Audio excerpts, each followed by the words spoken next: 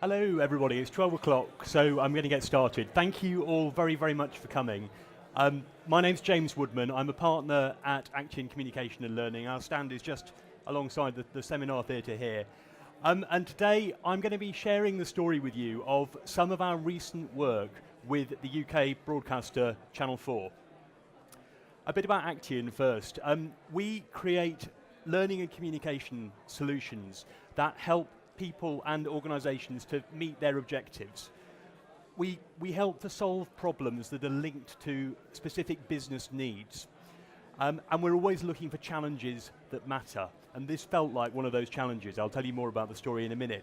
But our goal really is to use learning technologies and communications in ways that you can see a real impact, where you can demonstrate impact. And the best way to illustrate that really is through a case study like this one, which is why it's great to have this opportunity today to share the story of Born Different, this project. Born Different is a campaign-led e-learning initiative that has really driven behaviour change at Channel 4.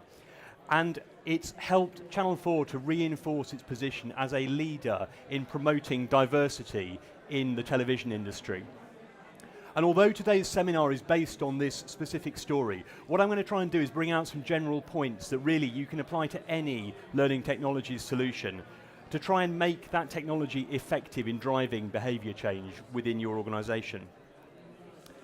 So I'll start with the challenge that Channel 4 faced.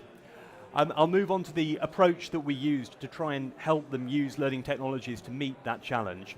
We'll look at some of the content along the way, and I'll spend some time explaining the impact that this helped to deliver.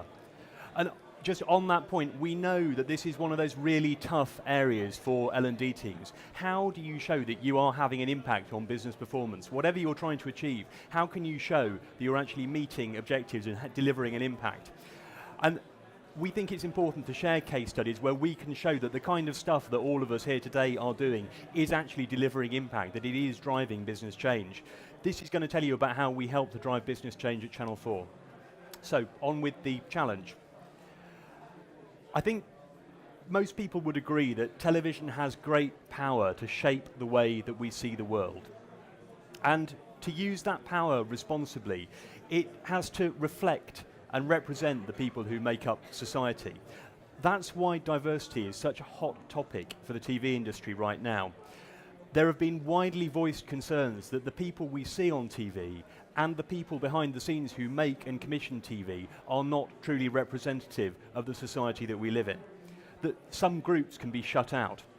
Lenny Henry, who you can see here, has been a high-profile critic of the lack of representation in the industry for people from black, Asian, minority, ethnic backgrounds in broadcasting. And it's not long since the actor Idris Elba spoke to MPs in Westminster about diversity, and he talked about the fact that diversity is more than just skin colour. It's about gender, age, sexual orientation, social background, diversity of thought. And he talked about there being a disconnect between the TV world and the real world. And the major broadcasters have come under a lot of pressure to do something about this, to do more. These kind of headlines show you the climate in which they've been operating. And the scrutiny is particularly acute for the publicly owned broadcasters like the BBC, but also Channel 4. I think Channel 4, most of us here will be familiar with its product. It's been a powerful influence in living rooms across the UK. And the channel has a proud record on diversity. It's delivered iconic TV moments that we all remember that changed the way we think about the subject. The first lesbian kiss on Brookside, the first black sitcom, Desmond's, pioneering programmes like Queer as Folk that nobody else thought to commission. And, of course, the Paralympics coverage that really, I think, changed the way a lot of us think about disability in the UK. And it has that proud record, but under the current scrutiny, Channel 4 wanted to reinforce its leadership position. And more than that, to use their own term, they wanted to make sure that their own backyard was in order. Because there were some concerns within the company that they didn't understand the makeup of their workforce quite as well as they should. And that when new industry-wide diversity monitoring came into force this year, that it might reveal that Channel 4 wasn't performing as well as it had hoped against its own targets. So, in order to address those concerns and to respond to this climate of scrutiny, Channel 4 created what it called its 360-degree diversity charter. It set out a whole series of actions across the business to drive diversity on screen, but also, crucially, off screen. And within those actions, they identified what they called the top 10 game changers. These would be the actions that would have the biggest impact, the priorities. And 2 of those game-changing actions are the particular focus of this story today. You can see them on the screen. The first was in-house employee diversity targets. They wanted to ensure they were hitting the targets for their own employees. But also, they wanted to empower leaders to promote and support diversity within the organisation. And that first action, hitting in-house diversity targets for employees, is underpinned by a very specific and familiar action. Channel 4 wanted to make sure that it was encouraging everyone to complete what they call a diversity self-declaration. You've probably all seen a form like this before from your own work. And you'll know how it underpins monitoring within companies and organisations. The self-declaration is really how Channel 4 understands diversity within the organisation so that it can manage the situation and respond appropriately. And that was the primary focus of this story. The primary objective was to drive the value of diversity within Channel 4, to get people to engage with it and to complete their self-declarations. And there are 2 parts to that. First, they wanted people to complete the self-declarations. But more than that, they wanted them to indicate their diversity characteristics. When you complete the form, there's an option to say that you don't want to disclose information, and that's fine. If you don't want to talk about your ethnicity, your sexuality, your disability, that's perfectly okay. You filled in the form, you just said you don't want to talk about it. But the crucial information that the organisation needs in order to better manage and promote diversity is missing. You don't know any more about your workforce. And so the objective was twofold, not just to get people to complete these forms, but also to encourage them to disclose their characteristics, to understand the value of doing that for the business, and the value of Channel 4 being able to monitor what was going on internally. That was the primary objective. And I think the success of this project came about because we had that very, very clear objective. We were targeting a definite behaviour change, a definite action. And this is a really valuable question to ask yourself when you're thinking about a project like this. What behaviour change are you trying to target with learning technologies? Thinking about that really helps to clarify the priorities. It actually made this project much simpler because it's more than just knowledge. It's more than just saying we need to teach people about diversity. It's about aiming for action, and in this case, one specific action. So that was the challenge. And the reason that Channel 4 thought learning technology was a powerful way to achieve this was because it would allow them to deliver consistent, high-impact messages right across the organisation. You might have thought that this was an easy job. Given Channel 4's record as a leader in the area, given its culture, you might think it was quite straightforward. But despite that positive foundation, we were aware of some significant pitfalls, some significant barriers to success. There were 3 in particular. First, staff weariness of the issue in general and of typical diversity training in particular. You might experience this in your own organisation, that sense of diversity fatigue. It's just something we have to do, something we hear all the time. It's not particularly relevant to an individual's job. The second barrier was really the fact that it was such a sensitive, high-profile subject, and one in which Channel 4 is seen by the outside world as a leader. It would be very easy to get the approach completely wrong, and that would be a high-profile public mistake for Channel 4. The third key barrier really is one that's common to many learning initiatives, and that's just the sense of complacency within the organisation. In this case at Channel 4, just a sense that we're good at this already. We know what we're doing. We've got a great tradition with diversity, on-screen and off-screen. We're already the industry leader. Why are you making us do this? And so we had a very strong feeling that the learning experience needed to capture the spirit of Channel 4's Diversity Charter, that document I showed you a few minutes ago, and to engage colleagues with its relevance to them, its purpose to them, and the value of their actions in helping Channel 4 meet its objectives and its commitments, helping people understand why this matters. That was the challenge that Channel 4 faced, and that was the challenge that they brought to us at Acteon. Now, at Acteon, we're very focused on learner engagement. We understand that for effective learning and for behaviour change, people have to be engaged. And it's about internal motivations. It's not about having great quality content. It's not about having nice video, attractive design. All those things are important. But if learners aren't engaged, you're not going to change their behaviour. And so this is another key question that we apply. How can you reinvent the intervention to really drive learner engagement?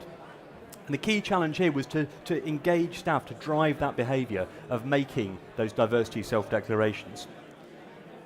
And this is where we come to the approach we took. How did we overcome those barriers to engagement? How did we build engagement? Well, I'm going to highlight 5 key tactics that we used on this project.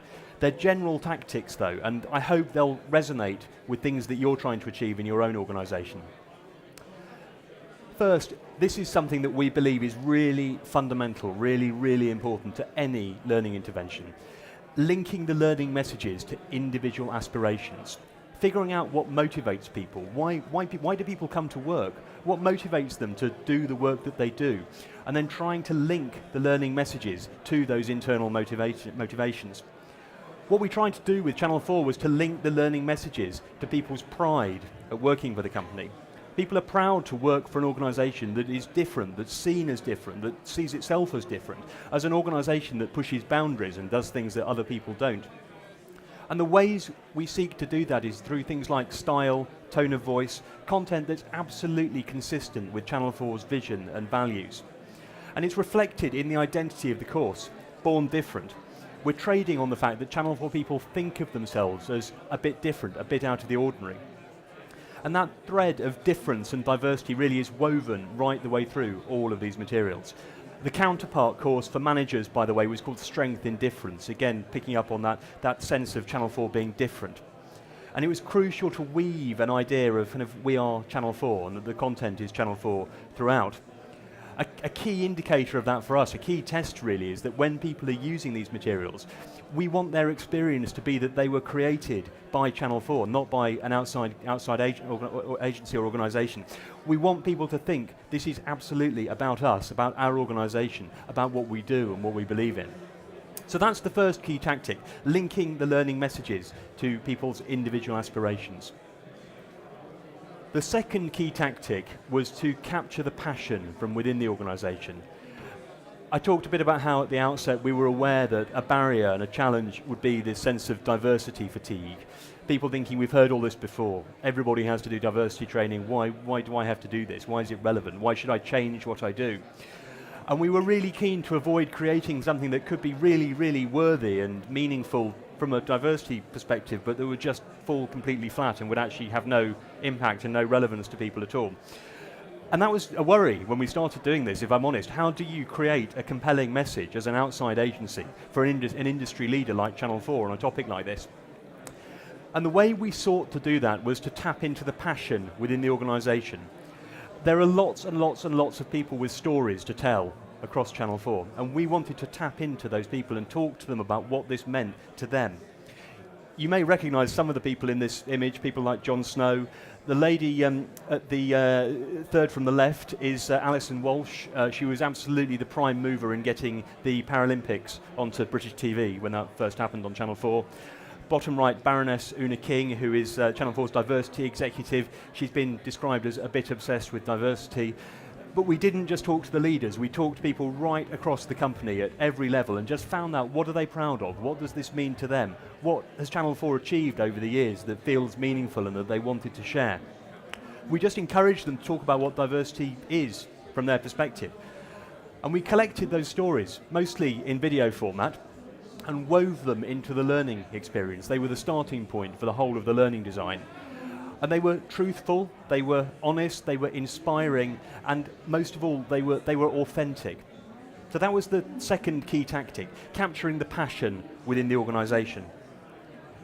And the third key tactic was to create an engaging and intuitive learning experience, really to make it as appealing as possible.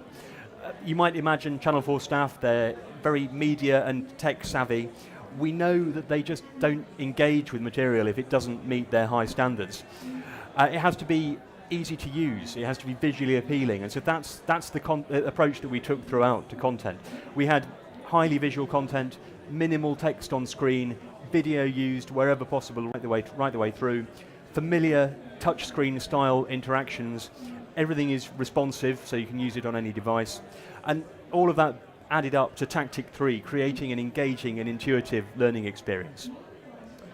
And that leads me on to the fourth key tactic, which was to introduce some really innovative content formats, something that even the tech-savvy people at Channel 4 might not have seen before. One of these, which I have to say is really hard to illustrate in a PowerPoint slide, is, we're attempted to show it on the left. It's a new format that seamlessly links video with e-learning. We call it V-learning. People who work in broadcasting are very used to the moving image. And we wanted to try and create an e-learning experience that built on that capitalised on it, and that added to it. And I have to say, video and e-learning have always seemed to me a bit like separate media, even when they're used together. You go through an e-learning module, and then there's a video on the screen with a play button in the middle, and it's almost as if you kind of switch modes. You switch from doing the e-learning to watching a video. You click play, and then after the video, you kind of switch back into e-learning again, and you click next to go on to the next screen. And we took that away. We took away the play button. So for the first time, what we created was this kind of seamless experience where the video and the e-learning are interwoven so seamlessly that at some points you can't actually tell that you've shifted from one medium to another, from HTML to video and back again. Everything flows. The other format we used is what we call scrollers, scrolling stories. This is making use of the kind of scrolling action that we're all familiar with on mobile devices, and using that scrolling to drive animation and interactivity. It's very hard, as I say, to show these on a screen, but our standards over here do come over afterwards if you'd like to see some examples. We'll be very happy to show you what they look like close up. That was the fourth tactic, innovative content formats to grab attention. And on to tactic number 5, which is an opportunity for another question about how you get beyond one-hit experiences for learners and drive behaviour change. And this is where we move to the idea of what we call campaigning for change. And that means making the learning part of a communication campaign across an organisation, creating a culture of learning, a focus. And at Channel 4 we had a campaign of communications and learning that spread over 3 weeks. You can see that each one had a distinctive theme. Be bold, be different, be included, express yourself. And we were able to work very closely with Channel 4's internal comms department, which is very well developed, very well connected. And they were a powerful ally in creating effective communication material. It included a special version of the Channel 4 logo for internal use on this project. And throughout these 3 weeks, the release of the e-learning content was accompanied by a whole range of communication materials. You can see a few of them in this montage. We used their internal digital poster boards around the building. We had messages from senior stakeholders. We used a channel that they call Message of the Day. It's a message that people see when they log into their device first thing in the morning. And crucially as well, at the top there were offline materials as well. One of the most effective was a brochure delivered to every desk, a job aid really to show people the specific process for how they complete the diversity self-declaration, exactly what to access and how to do it. So the point of combining the campaign and the e-learning really was to raise awareness of the importance of each individual making this declaration, but then alongside that showing people exactly how to do it and helping make sure that it happened. All of this supported the rollout of Born Different over that 3-week period. That was the campaign for change. So those are the 5 key tactics that I wanted to highlight: linking the learning to individual motivators, capturing the passion within the organisation, creating a really intuitive, engaging learning experience with innovative content formats, and campaigning for change. That's what we did. So really, what impact did we have? What were the results? Let's look at that. You can see here that all the factors combined to drive really excellent adoption of Born Different. Within 5 weeks of the launch, over 80% of all staff had completed the course. And we conducted an evaluation of learners afterwards to assess their experience and the impact on their behaviour. And you can see from the results here that they were enthusiastic about it, about the format and about the effectiveness. They said that e-learning is a good way to deliver these messages. They said that Born Different made them think. They said it made them more aware of the importance of diversity for Channel 4, and it made them aware of the importance of these personal diversity self-declarations. We can also see here that people reported much greater awareness of diversity in the workplace after the e-learning. On the left of the graph, the blue colour, you can see people's relatively low to moderate self-reported awareness before the campaign. after the campaign, their awareness of the importance of these issues to the business had shifted right the way over towards a picture of very, very good awareness. And moving from that evaluation to actual measurable behaviour, you know that the key performance indicator was to drive diversity self-declarations. By the end of the first quarter, more than half of all staff, 59%, had done that, had completed their declarations. And by the end of the second quarter, the figure was nearly 70%. The orange bars represent senior leaders. The figures for them were even better. Crucially, there is much more to this than just completion rates for some e-learning and data collection within the business. The high levels of self-declaration had a really critical impact for Channel 4 in achieving their diversity targets. We know that low levels of declaration, self-declaration, tend to underestimate the numbers of people from minority groups. People are more likely to withhold their information. Following Born Different, Channel 4 saw significant changes in the reported representation of two key minority groups in the business. The increase meant that they met the 2015 targets for disabled and lesbian, gay, bisexual and transgender people. And for that lesbian, gay, bisexual, transgender, LGBT group, the increase was so significant that the 2020 target has been met 4 years early, crucially with no change in the population that they were looking at. This is simply because they knew the makeup of the workforce better. They were able to meet the targets. We've had some amazing feedback from people outside Channel 4 who have seen what's been achieved with Born Different. Creative Skill Set is a body that helps to develop skills and talent right across the creative industries. They said that this has really influenced their approach to blended learning in support of wider TV industry diversity training, and that wider industry training that they mentioned there is now becoming a reality with Channel 4's Born Different experience at its core. Stonewall, who campaigned for lesbian, gay, bisexual and transgender rights, said that this was a great example of an organisation using their creativity as well as their own unique tone of voice to create engaging resources that resonate with their staff. And that really echoes what I said earlier about one of our priorities at Acteon being to create content for clients that really looks and feels completely right for the organisation's culture and approach. If people think it was done in-house, then that means we're getting it right. So just to sum up, Channel 4 has made diversity in TV and in the media a top priority. The company understands that there's a clear moral, social and economic case for getting this right and for why equality and diversity matters. That's a key part of Channel 4's remit as a publicly owned broadcaster, to get this right, to be diverse, to be representative and to be part of society as well as helping to shape it and to show it on television. And Born Different has really shown that this campaign-led approach, that campaign-led e-learning can help it to achieve that. I've shared some of the key success factors that made this work, which led to the project winning 2 e-learning awards last year. It was completely aligned with Channel 4's culture, its values, and its people's motivations. It captured their passion for this subject.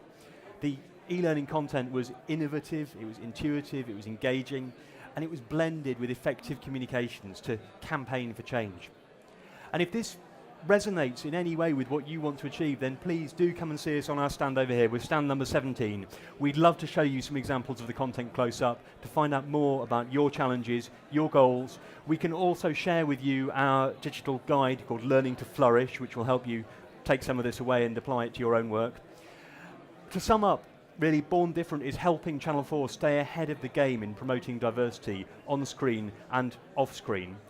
And it's making diversity really be at the heart of everything the company does. It's turning the lights on and bringing this focus to diversity right across Channel 4. Thank you very, very much for listening, for being here today. I'm really pleased you could come. It's been a pleasure sharing the story with you. Thank you.